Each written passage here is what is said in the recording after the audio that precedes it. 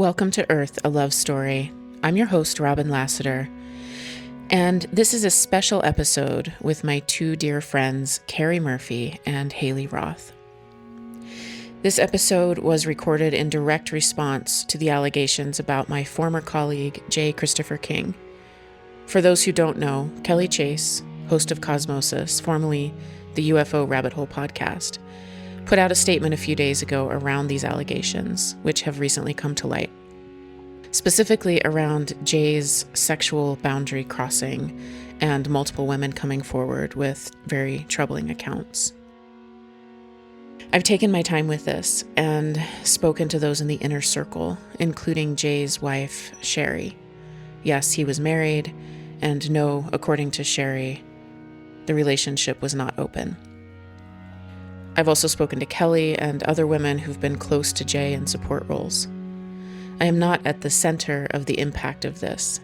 I broke with Jay in the Experiencer group about a year ago, but am still closely connected to this community. Because of my previous role as the community manager of the Experiencer group, many people are reaching out to me for my take. Lots of people don't know that I broke with the Experiencer group and Jay a year ago.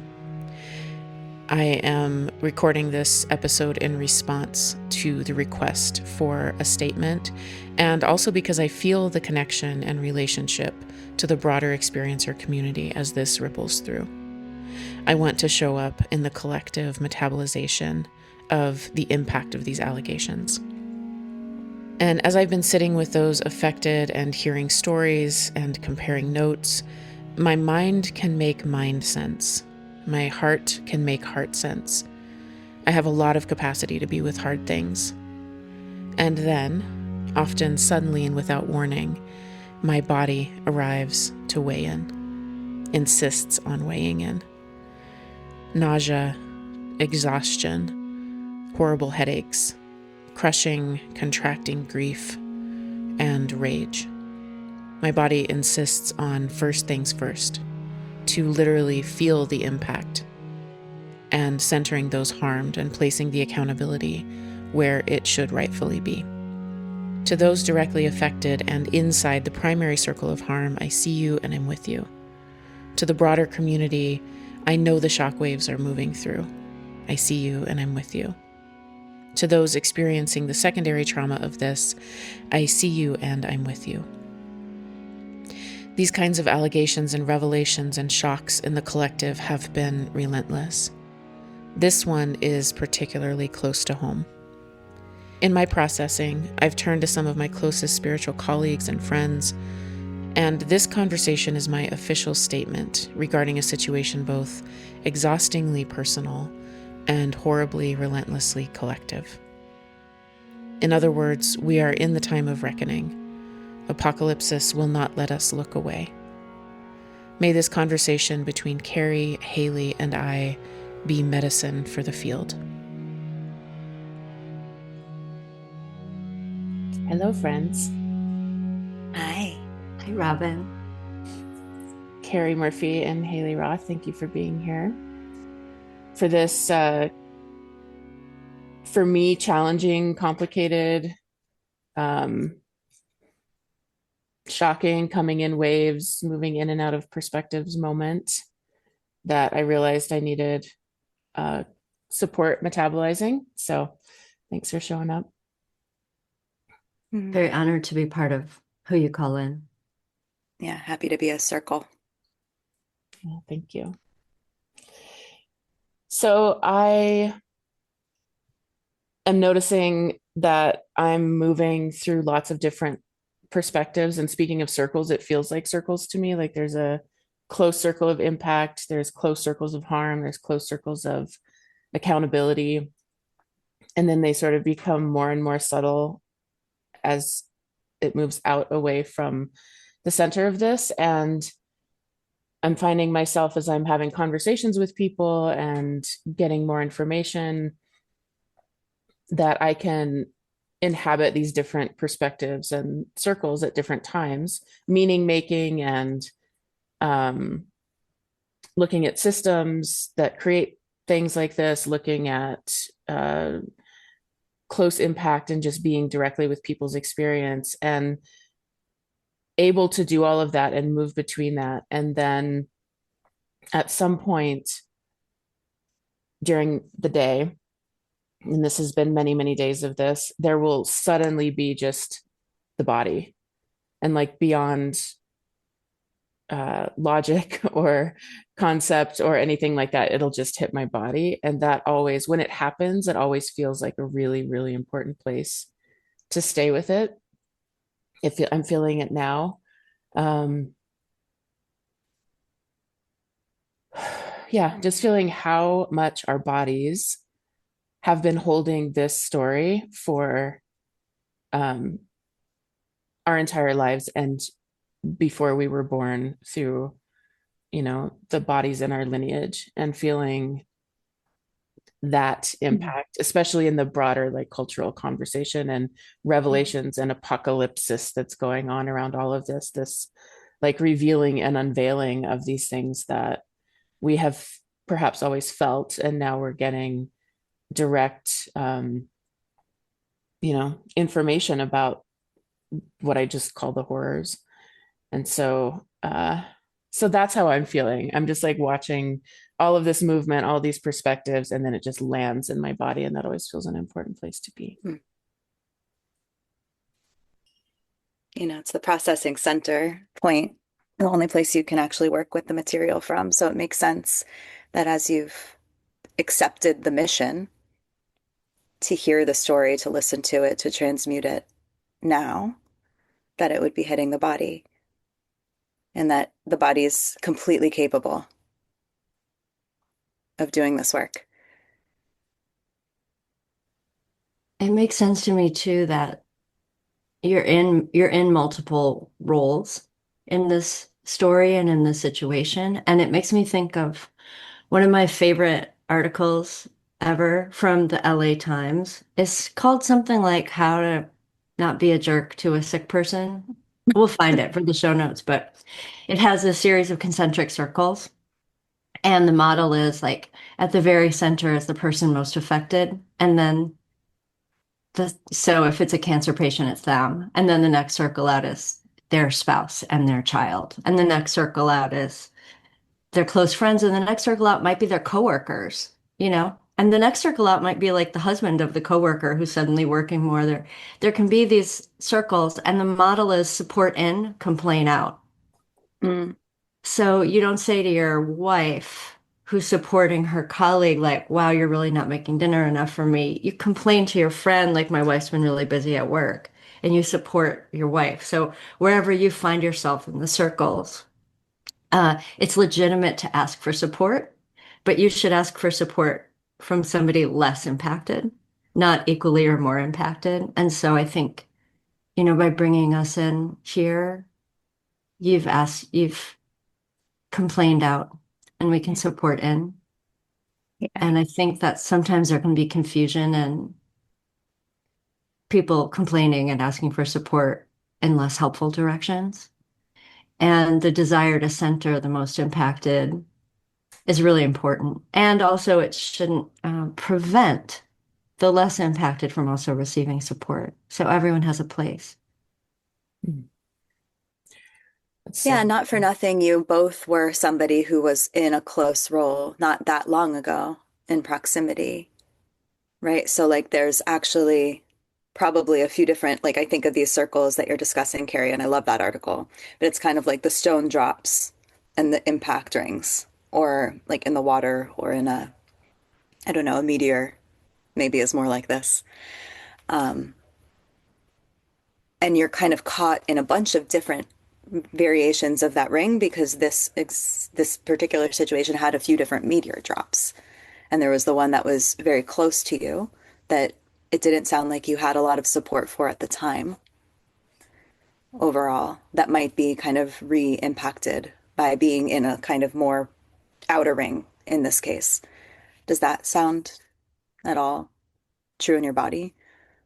Yeah, I think I am appreciating the frameworks. I'm really appreciating just like finding a space to name things and like it feels really helpful to place things somewhere. And that's all feeling really true and really helpful. And to be honest, it's bringing up a lot of past stuff. Like I have a messy history. I have a messy relationship history. I have a messy um everyone from bosses to romantic partners to even some friends. Like there's kind of similar patterns that have played out that me in my past have arrived in all kinds of different ways, from like I am 1,000,000% the victim to I am 1,000,000%, responsible for my role in this situation, and like everywhere in between. So surprisingly, I don't know why it's surprising, but it is, but it's like hitting, it's just reverberating that impact that you're talking about, hey, like dropping the stone. It's like all these things are getting lit up. And I imagine that's similar for other people. And I actually, just to name, like I feel kind of appropriately centered right now. I don't feel like I'm at the center of this. I don't feel like I'm close in. I'm in one of those like farther out rings. And that feels correct for this because other people are more closely impacted. And I'm also noticing it just moving through me and moving in my body and affecting like sleep and conversations and energy levels and all of the things. So, um, yeah, it's helpful to name that and feel that, and then like from those spaces try to make sense of things. It's easy to, I think, see where an event like this or an set of allegations like this, it makes me think of when people say not all men, and then you think, yeah, but all women understand what the pit of the stomach is. Maybe not all, but a statistical all, like close to all, that when it hits in the stomach, when it hits in the gut, of just like, I'm not safe. And we get triggered back to that point or points in our own history where really we should have been centered and maybe weren't. And maybe that's another point of harm. So I think that we're never just dealing with the present, we're also dealing with our own history with it. And and that is why we often need to seek support and circling so that we can be clearing and processing from our own histories, as well as turning and being in support to a community that we might want to be in, where we feel like, yeah, in this one, I'm an outer circle, so I can support, but also I have to work through what this is bringing up for me in my own past. Yeah, and for fear of standing a little bit on a soapbox here, when the people who are directly impacted aren't holding it in their bodies and processing the feelings, they're going outward and they're making sense of it. They're trying to organize it based on their good person mentalities or their ways to handle and not accept the grief and not accept the pain, which most people will. The people in the outer circles get the energetic like explosion of what isn't being processed through other people's bodies. Like there's a saying, I think in Resman Menacem's work about like if they're not doing the work that you're asking, or if you're not doing the work, you're asking someone else to. And often in traumatic events like this, people who are more sensitive and open and capable are going to be feeling the wind of the impact in some different ways. And so just a call to everybody to stay in the body, even though it effing hurts. And like learning how to do that is, I think, maybe the human work.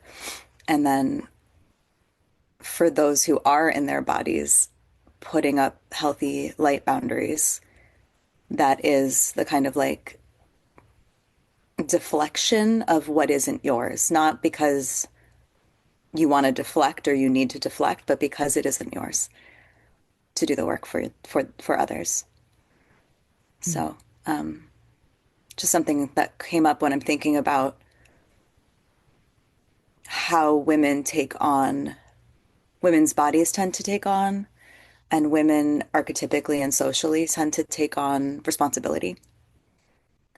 Um, my own experiences included like thousand years and millennia probably of that, but I've also been the man, right, in some lifetime that used the womb and fed off the earth in the ways that we all are. And so I don't know where exactly I'm landing with that, but I think just a knowledge that it is both ours to feel and to set the boundary, to set the healthy aura around us that is, you know, not taking on too much or not taking on what our bodies can't take on.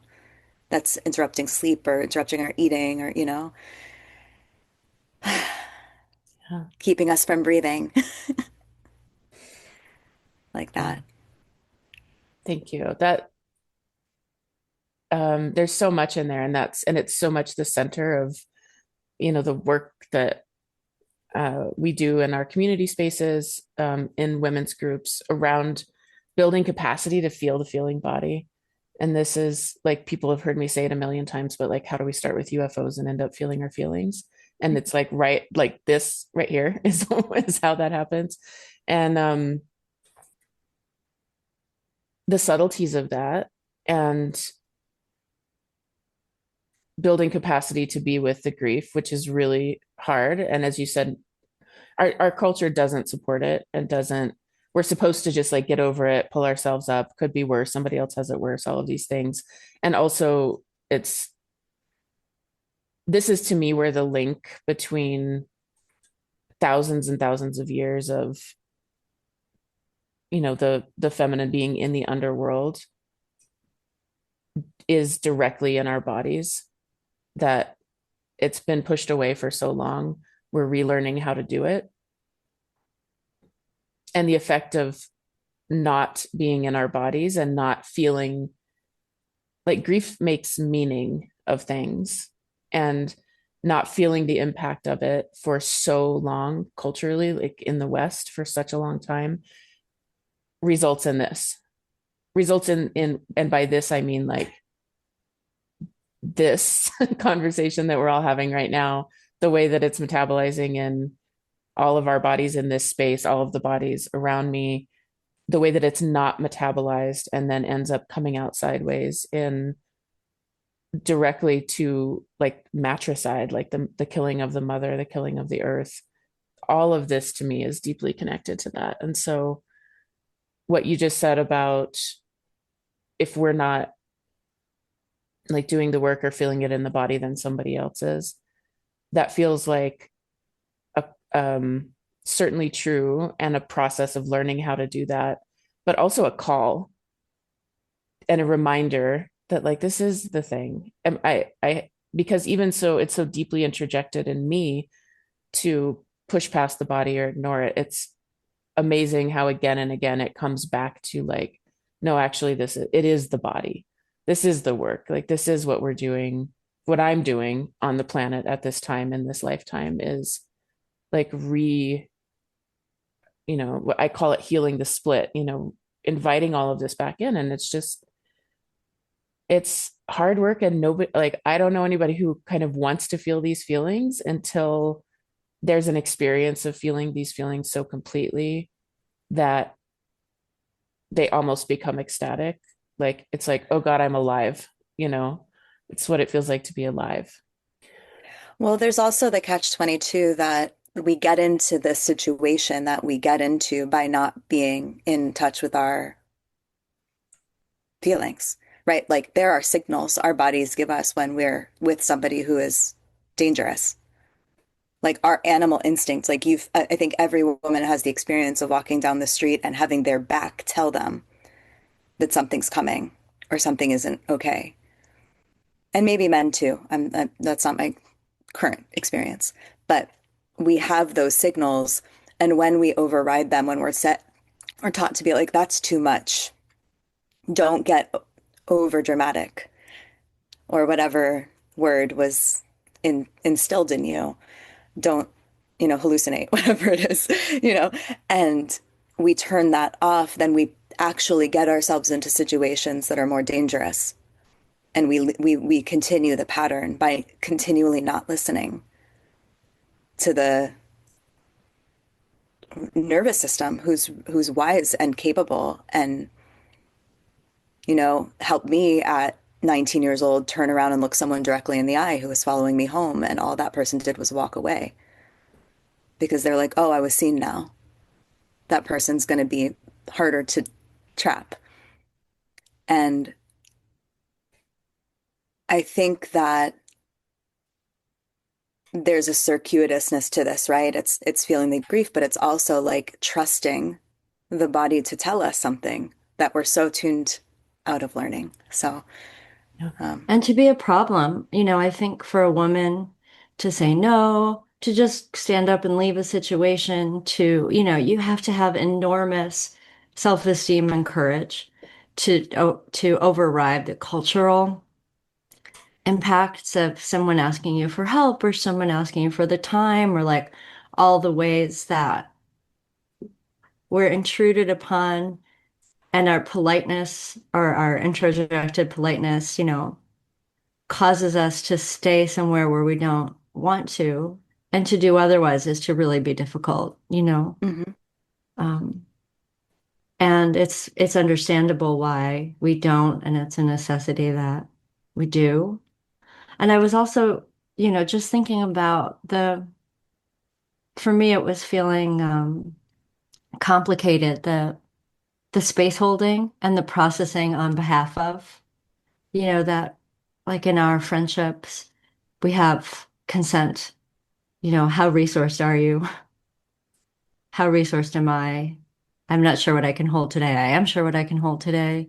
That adds in so much safety in our relationships and bringing in consent to what a woman is holding and processing and holding space for processing is such a game changer.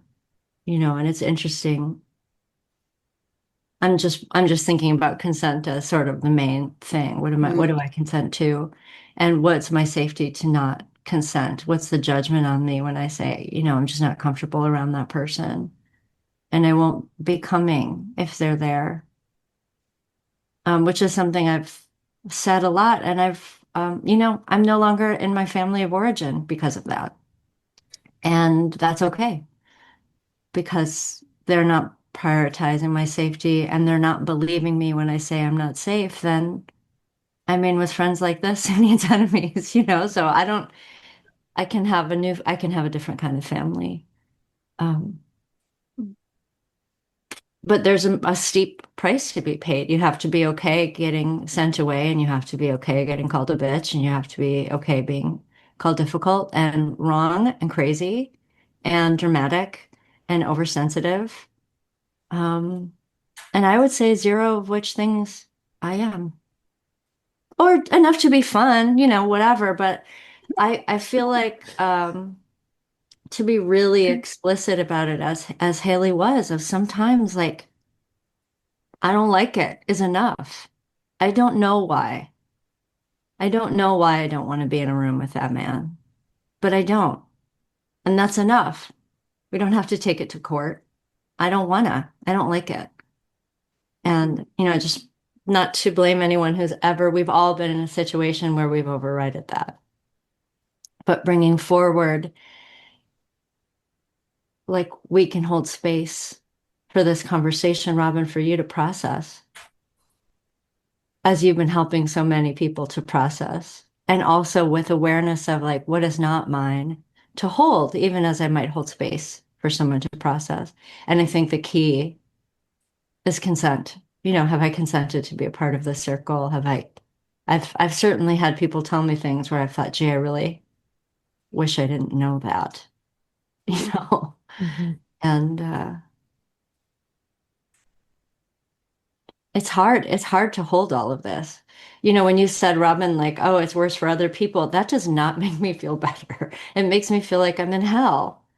Mm-hmm. Like, oh, everyone goes through this. when the Me Too movement happened, and it was like, well, if that's what you're calling sexual assault, then I guess I've been. It's like, yeah, yeah, that's the upshot, is how pervasive it is and what a nightmare it is. And this apocalyptic unveiling of, oh, I guess we weren't crazy.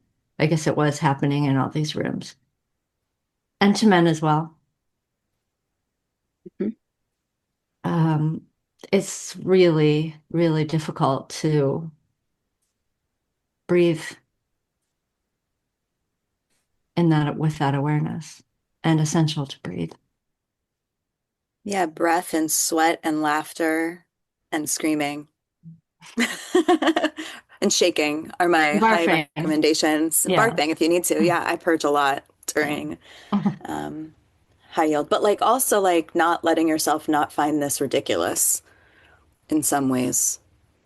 Um, whatever brings up the comedy of it is going to be healing. And that's also one of the quick, I think you were saying, Robin, of like feeling these feelings as like an ecstatic release, right? Orgasm's another great one. Like, but these, like, that is the upshot of feeling more alive, of feeling more human, is that those things become easier, right? Like it becomes easier to sweat and laugh and cry and feel that, I want to say, like clarity or cleanliness that comes, that open space that wasn't there before. Um,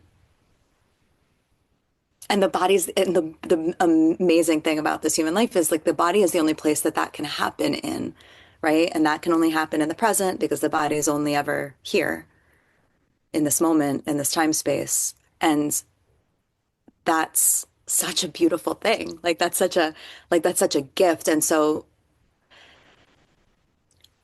I know for myself, like when I feel like I'm taking on too much, I'm like, put it down, watch a funny movie. Like, put it down, take a bath, put it down, go for a run, or lift some heavy ass weights and like feel totally capable of taking it on.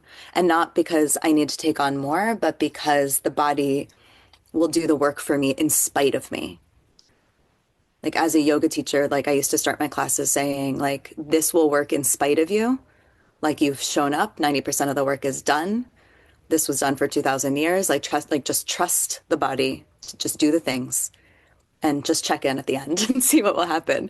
And that's become like less of like I have to do a 90-minute yoga class and more of like I can jumping jack for 2 seconds and like give a good tribal scream and we're done. But like we practice to practice that, and holding space for our bodies that like are freaking miracles. Like your body's a freaking miracle, Robin. Yeah. You're doing it. And given that all that space and context, I wonder what you'd like to process now, the layers of it for you. Yeah. Well, I'm so grateful for this conversation because this is what, like, it feels in some way that the kind of mind space, the meaning making, all those things there's been so much work happening there for particularly the last few years, like as we even bringing in somatics and then learning what is somatics and learning like how do we do it, and how do we go slow and how do we learn to listen to the body and how do we build capacity. And there's just been so much work around all of this, which is so necessary and wonderful. And then at some point, in some ways, kind of getting that under our belts and then sort of putting it down and just coming into relationship and being like, okay, this is the medicine, not having to do it alone. Even all the things that both of you named, there was so many things that I wanted to ping off of, but like Carrie bringing in the consent that we have in our relationship. And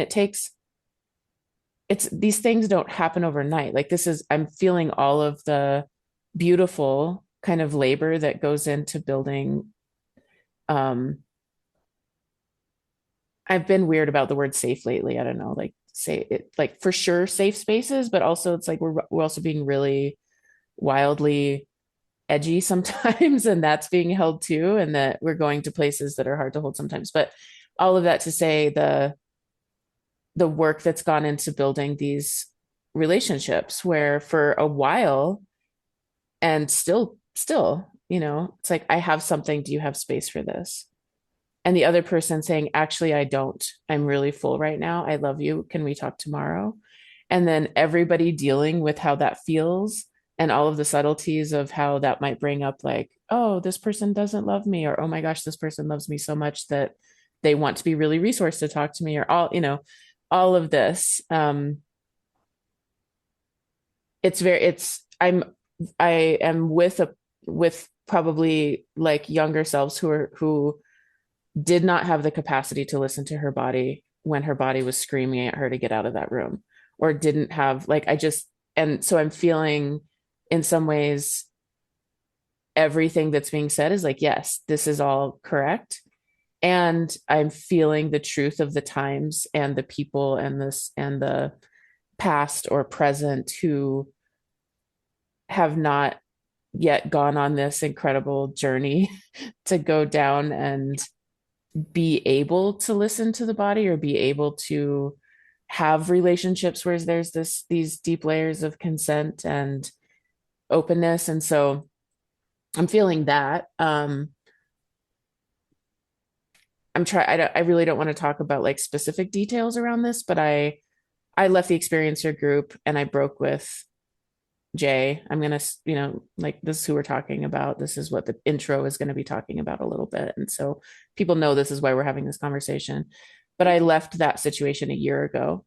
And one of the things that to both of your points, I look back on, and for whatever reason, right? There's no need to like extrapolate what this means exactly, but for whatever reason, my body felt bad for a really long time in that situation. And I would watch my body feel bad, and I would internalize it. I need to get over this. I need to, like, this is insecurity on my part, and I just need to get over this insecurity so that when I step into this space, I'm not feeling this way. I overrode my body. I overrode my values sometimes, like being around a person who says bad things about other people. And instead of like stopping it, I would like nervously chuckle or something. And like that, I don't feel, so all of these ways that I subtly, in this situation and so, so many in my life. And it's so interesting to me because I have like, why, like, how was this my story, that this has happened so many times in big ways and small ways in my life? But the result of all of it was just internalizing there's something wrong with me in this situation.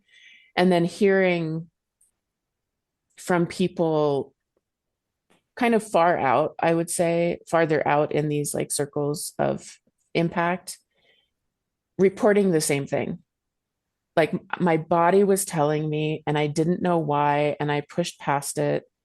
And then really there's like a sort of landing lesson here again and again of like, I now will listen to my body.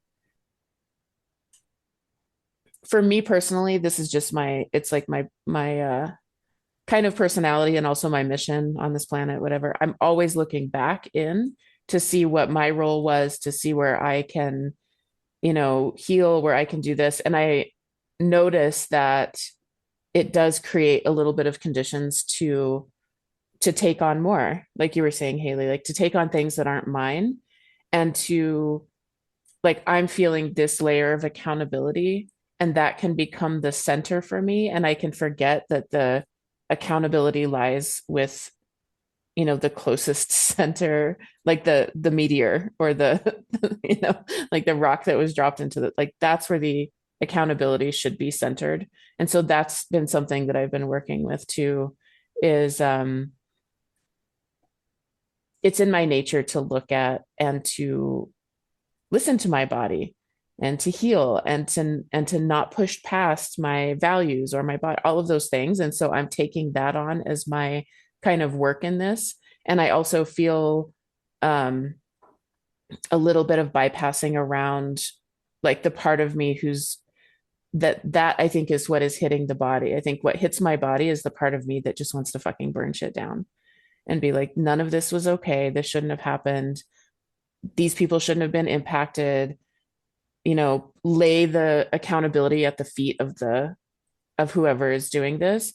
And I'm feeling like this is just an inquiry and kind of an edge for me. Like I'm feeling how much I and often other women, I mean, I'll say like overtly, like many of the other women in this situation are doing a lot of labor of accountability. And I'm feeling the mismatch of that, that like, I think you told me, Haley, when I was talking about this, you were like, can I say to that part, like later? I can look at more things in a more subtle way later, but it's okay right now to just be like, God fucking damn it, this happened. Like, for the love of God, like, when does this stop? Like, this keeps happening again and again. We've lived with it our whole lives. It's such a deep pattern. It's like a virus.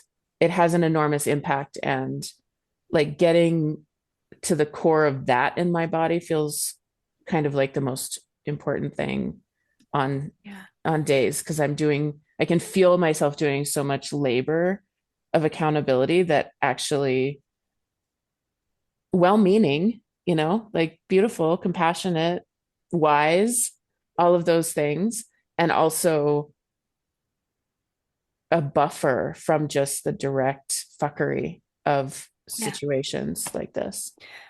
Well, and I think Carrie, probably you'll have something like this too. But like what I think about is like when you get a cut, your body immediately floods the surface with antibodies and cells to regenerate the cut. And it's immediate. And it's like, go to the place, feel the thing, make sure you know exactly what's in that wound. And at any point, like, would it not, like, if the body had to then go, what caused the cut?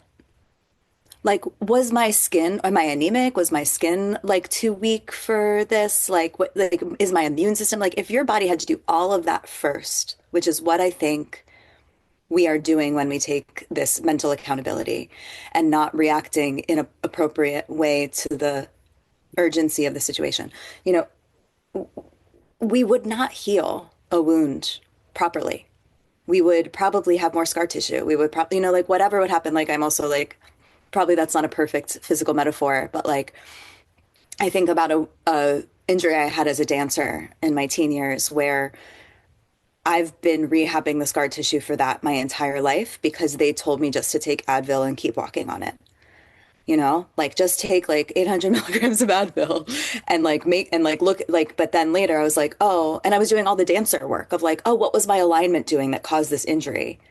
But like, did I have a good person who gave me an MRI and said, no, you tore through your like main tendon in your groin and that's gonna like probably screw some stuff up for a while? Like maybe we do something else here. No, I didn't have that. So all that to say, like, go to the place where the wound is and flood it with what is necessary. And what is necessary for healing is accountability, is repair, is, you know, looking at the direct cause. Like, if there's a knife, your skin is going to bleed. Like, it can get cut. We don't ignore the knife and be like, oh, your body should have been stronger. It shouldn't have had to be cut. You should get like another layer of armor, which is what it feels like we do when we try to heal something that's concrete, like in a more I don't want to use those words so much, but when like a biological, physiological impact with a psychological or it's Sociological. so Like we're in a going like, sociological. yeah. Yeah. And it's like we're going all out and it's like, but actually like stay where it hurts. And and that's what suffering is like avoiding what hurts and resisting feeling the thing. And so it actually perpetuates more suffering to avoid it. I do have a version of that. I think you would. Yeah. Which is if a building's on fire, you put it out. You don't start researching like less flammable building materials. There will be a time for that. But when it's burning, you put it out. You get the firefighters to the scene. You get right to where the fire is and you put it out. And when there is a situation where there is someone who I firmly believe through unconscious beliefs, like wrong beliefs about what will cause happiness and safety, is harming others. You start with taking the one who's harming others, and taking them away from the others and saying, you have to stop this right now. We're putting out the fire, we're putting down the knife. No more harm. We're going to come around to the community and what let this happen and how we, what did I miss? And super reasonable things to be asking. Where is this a pattern in my life? Have I ever been this person? Bringing in compassion, all these things, which makes sense. But if the building is on fire, we're not listening to TED Talks about like eco materials for the future. And I will say also, just to add to that, to interrupt for a second, like it is compassionate to go to the fire. It is compassionate to remove Mm. somebody from harming others.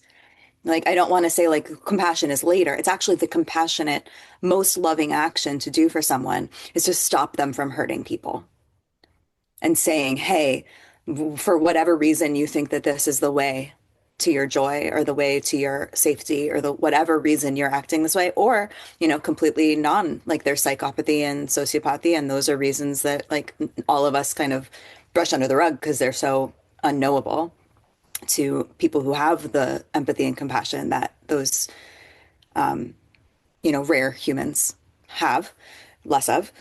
Um, it's compassionate to stop that. It's compassionate to say no. And I think we miss that sometimes. So thank Yeah. you for that, Carrie. Yeah. That feels like a powerful place to claim. And I felt that in other ways before.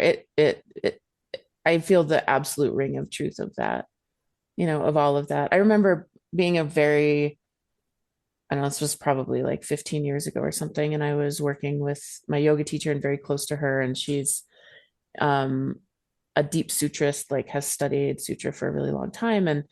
And I don't even remember how the conversation came about or even what the question was, but I'm putting pieces together now. She runs this beautiful like yoga teacher training in our local prison, and it's spread to other prisons in Colorado, and it's really beautiful. And she's graduated like 60 students or something, and now they're teaching, and it's just this beautiful spreading through the prison system. But so I'm like putting that together right now. But she was talking about how um yeah, when someone is doing something bad that's harming other people, that it can be done with the utmost like clarity and even ferocity and compassion to just stop them and take them out of the situation. And it can be like that, it can happen from that level. And to me, it's not feeling in my body right now, like removed from the wound or it feels like a real act of power to sit to see that things, that, as you said, Haley, like in the actual act of stopping this, it can come from a really, really powerful place. I keep thinking of like Kali, or like Manjushri's sword. It's just like, stop. This is not okay. And it cannot continue. Power in Contrary to that. what you might think, it's not benefiting you. Yeah. It is not benefiting you. Right. It's not a service I provide that you abuse me and I take it because that's not good for you. It's not good for me either, Mm-hmm. but it's not like I almost feel like somehow there's this idea. Well, I know why I think it. My mom had an abusive boyfriend, and I was like, you got to get rid of this guy. I can't take it. And she said, oh, but he had a really bad childhood. And I was like, well, now I'm having a really bad childhood. And it was not like a service that we provide to be compassionate to that person and understanding where their dysfunction was arising from is separate from whether we allow their dysfunction to continue to cause harm. It's not good for them. It's not, and it's like this kooky, I want to speak into the space somehow belief that if we take this person away, which might be their worst fear, it might be horrible for them, it might be terrible suffering, and we might feel for them, but that it's somehow a service to them to let them keep acting that way. And that's wrong. That's a wrong thought. It's not correct.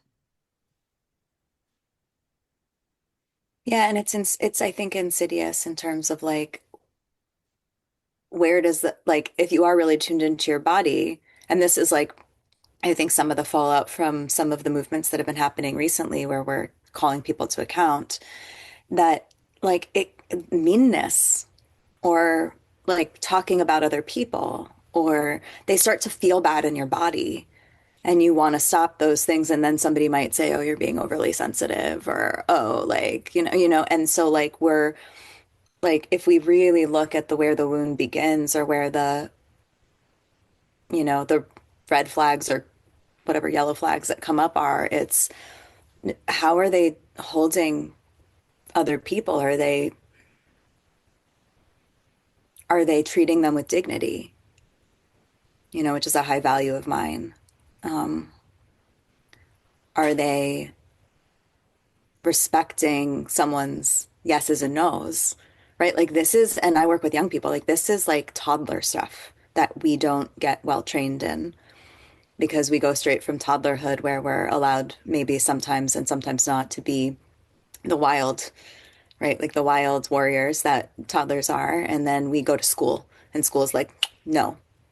And we need that at that age. But if we're not every once in a while allowed to be wild, and say, oh, and this is you learning how to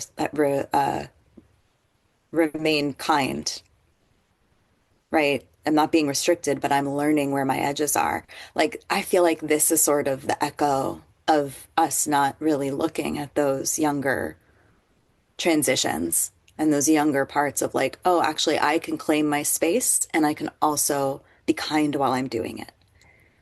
Like, it's a contradiction that until we get to adulthood, we can't really always hold well. That there is like, I'm not going to let this person do this because that's not kind, but I'm also going to be kind while I stop it. Like, I'm going to stop it as kindly as possible. Um, I think there's and been a long confusion. I was raised Catholic, of loving and forgiveness as being somehow at odds with discernment. Like we can say you're not a piece of shit, but you can't come to Thanksgiving. That somehow if I love you and I understand where the harm came from and I forgive and I don't hold resentment in my heart and I'm not trying to litigate the past, that then, oh, the door also comes open and you can come back in and continue your behavior. And that if you don't accept that, you're unforgiving, and that's a confused, that creates a lot of confusion. And it is a point of confusion. And there's a difference between, I call it judgment and discernment. I'm not judging this person's beyond redemption. This person's no good. He's not one of us. He's out there. He's bad. Sucks, whatever. That to me, that's judgment. Discernment is this is not a safe person for me right now. And in my case, I'm not a safe person for them. I'm not confident in my ability to stay kind with this person in the situation. I have a boundary around where I can mm-hmm. stay in my center and when I start throwing stuff. I think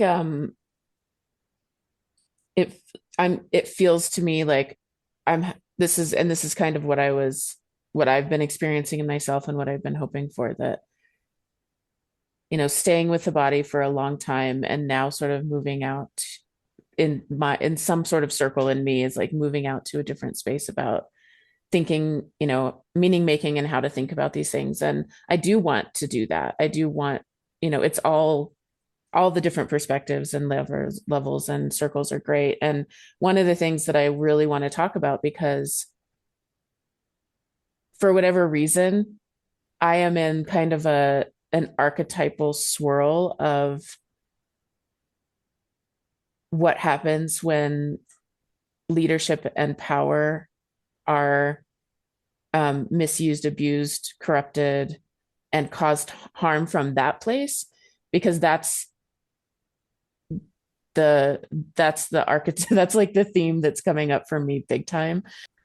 And part of it, just I'll say, is that as I take the seat more and more as a teacher, as I, lead community spaces, I'm asked by my teachers and peers to continually like look at my own shadow and my own places where I might inadvertently cause harm because I can't see. And that feels like a huge piece of this to me. Like there's if that's not done, like people in power, this is my like what I want to call this episode. I don't know if I'm going to be able to call this episode this or not, but I want to call it like Gurus Want to Smash, because this is my as I've been talking about this to my partner, he's like, yeah, man, gurus want to smash, like this is just a thing. I'm like, it's true. um Mhm. and how much harm has been caused in that dynamic between spiritual leaders or teachers or you know professors and their students, or there's a power imbalance, and then there's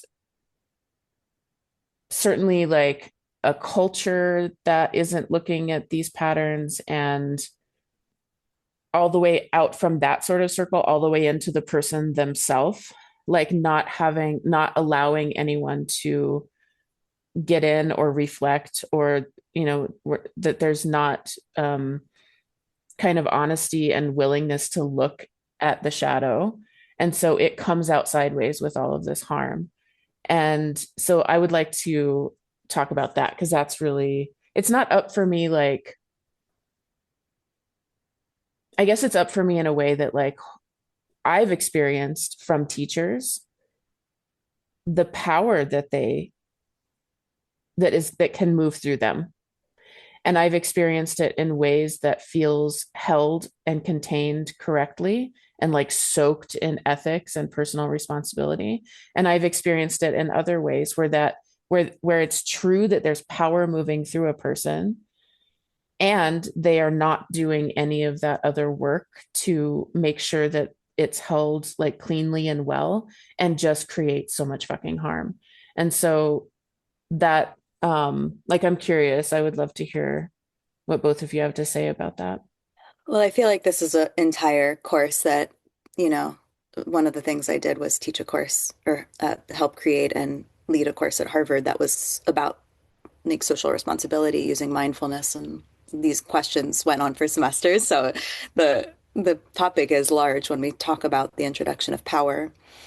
One thing I was thinking, I think I said this to you yesterday, or I said it to my husband, is like what an appropriate leader is. And an appropriate leader can have trauma as long as they are doing work and they have support systems. It's a few different things that they need holding to accountability, like on the personal front, on the social front, and on the like checks and balances within the leadership organization, whatever that is. Like, it's not like we're not banishing people. Everyone has trauma, especially when you have a lot of power and energy move through you. You're going to actually have more. You're going to have more come up because you're not only doing yours, but you're doing the epigenetic and you're doing the, so, there's more responsibility as you move into these positions. As a teacher, I've experienced that myself. But it's not okay to have shadow that's unexamined. And so if you're in like anyone who's listening, if you're in a community where it's clear that this person, like you're forgiving their shadow and they are not actively engaged in some kind of process, it doesn't have to be therapy. It can be any number of shadow work modalities, or community circling, right? Which is like the more traditional or modernist way of doing it, is like, hey, we have a circle, like we hold our, rabbi to account, we hold our priest to account in these ways. If they're not having that peer review, if they're not having, like, I would try to implement that and see if they're open to that. And if they say they're open to it and then they don't do it, that's not an appropriate leader for you. Um, that is, as we've learned more in like leadership research and when we learn in experiences, like those are the things that prove time and time again the healthy community can hold, and the container will break at some point if it is not done that way. Um, and what the impact of that container breaking in can vary. It could be like the leader has a breakdown. It could be that the community has a breakdown or breakup. Any of those things can happen. So that's like my headline right now, but just, whew, power, we all have power. We all have human beings have so much power. And then when we say, okay, I'm a community, I'm going to actually resource my power into a leader, you're electing to give that person more power, right? Like some of your power, you are empowering them to do that. And that container is supercharged. And so you need someone who can handle that kind of supercharge, that kind of a voltage. And there are some that just are not able. It gets confused, right? Like it gets confused, like, oh, they love me so much. I'm so desired. I can, take advantage of people sexually or flirt with them, right? Like that's one way it happens. It could be, I can be more authoritative and demand things of people. That's another way it can happen, right? So just watching for those very typical ways leaders can perform when they are not right, like the right use of power phrasing is coming up for me, like not using their authority and power that is given to them with wisdom and compassion. I mean, essentially, it's my headline, but we could go on for months. This can happen in a lot of relationships. And I was thinking about safety. But then the guru container, the teacher container, the doctor container is like, see me. I don't know. I don't know how to get better. I don't know how to grow. I need somebody who's up there to like throw down a ladder. And then it's so tricky navigating how much authority am I going to maintain over who I think I am, and how much authority am I going to give over to someone to hold such strong accountability. And I had a brilliant teacher years ago, brilliant, like a genius, who was always telling us how he had done the shadow work and cleared his arrogance and become, completely enlightened in every way and unimpeachable. And it always felt like, I'm not sure you're totally done with that arrogance. And so didn't make him less brilliant. But to me, it made him not a role model. And it kind of in my mind, this whole topic is called Your Father is a Wonderful Man. Because I've had so many patients who were afraid of their father, terrified, nauseated. And they would say, I don't want to go in the car with dad. It's like, your father's a wonderful man. This override of the body. I just think it's so complicated to honor someone and to respect someone and to put them above as a role model. Hold me, teach me, and then have that person do harm. That's not an answer. That's just the whirlpool of the complexity for me of what it is to be a student in a community. Where I am with it is the necessity for personal authority, like the necessity to have my own authority. And I'm also leaning pretty heavily on I'm part of ASI, the Association for Spiritual Integrity. They have a lot of context around these kind of things and a lot of instruction and offerings. And one of the things that is spoken of there is like not pedestalizing. Pedestalizing is dangerous for teachers and students. The awareness that I am empowering this person. I'm going to sit in front of them. They're going to teach me something. And also seeing the humanness. This person is a human. And as you said at the beginning, Haley, and my belief too, like this person has to have accountability and have peer reflection and be doing shadow work. And that has to be like, I have to see that to teach me. And it's like the surrender comes from my consent to it. and knowing that and having the ability to have that self authority feels like where I want to live in it. And I could go, like, I'm mindful of time, but I could go on about this for a really long time because it's so complex. Um, I also wonder if we're in a moment where that phrase about the next Buddha is the Sangha is really it right now. It's like it feels like a moment of decentralizing power, basically, which means that all the places that power is flowing to from whatever central place that had been empowered, all of those people also have to claim their power and work with their own internal power and their power structures and their relationship with power and self authority. So it's like we all have to grow up. Like we all have to take responsibility in for ourselves and for our roles and things in lots of different ways. And then maybe just to circle back to the very beginning, at the same time, not excuse harm. There's an absolute difference between subtle, like teacher student community dynamics and someone overtly misusing and abusing power that causes really huge impacts and ripples of harm. So that's not like what we're talking about here, but that's how this stuff happens. And for me, what is really coming up from all that is deep forgiveness of the self, because I can feel anger and frustration coming up in myself. Like, how did I let myself get into this situation again? You know, for reasons, because of glamour, because of attraction, because someone who's going to love me and help me and see me and hold space for me.